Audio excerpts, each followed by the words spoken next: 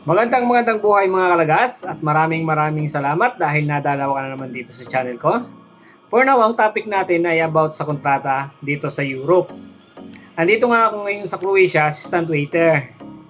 Sa ngayon, off-season na dito, lahat or karamihan ng mga negosyo dito ay magsasarado, lalo na yung mga hotels, yung ibang restaurants. Ang bukas lang dito ay yung mga supermarket. Pero pinapauwi din siguro yung mga nagtatrabaho sa supermarket sa Pilipinas, lalo na yung mga Pilipino. Gusto ko lang po sabihin na dito po sa Croatia ay seasonal lang ang kontrata, 7 to 9 months, may 7 to 10 months, may 1+1, depende po sa company na mapapasukan nyo. Hindi katulad sa Middle East na 2 years, at gusto mo pa mag-extend, hindi ka umuwi, pwede. Pero dito, kailangan umuwi.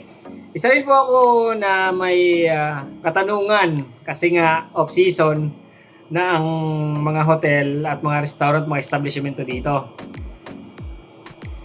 Ang sabi ng company namin ay bakasyon daw muna kami sa Pilipinas. Marami ang nagsasabi na wag daw kami umuwi. Baka di na daw kami makabalik kasi bago daw ang nangyari na ganito. Na pinapauwi na kontrata lang ang dala at ticket. Kasi po sa amin, sabi ng company namin, ticket at kontrata lang yung ibibigay nila at dadali namin pauwi ng Pilipinas. Sabi, regional lang daw ang work permit namin, kaya medyo napapaisip din kami. Marami ang nagsasabi na baka daw kwento lang ng company. Base po sa mga napagtanungan ko sa ibang hotel, lahat po ay same ng sinasabi na katulad ng company namin. Kasi yung isang tropa ko, yung mga kaibigan ko, nagtatanong din ako kung anong sistema at kung anong sinabi sa kanila ng company nila. It's the same. English yun ha. Same lang din po ang sinasabi na uuwi, kontrata at ticket lang yung dala. At ganun din, iayusin daw nila yung work permit dito pag namin, papadala lang sa Pilipinas at lalakarin ulit namin back to zero sa pagkuha ng TRC o yung residence card dito sa Croatia.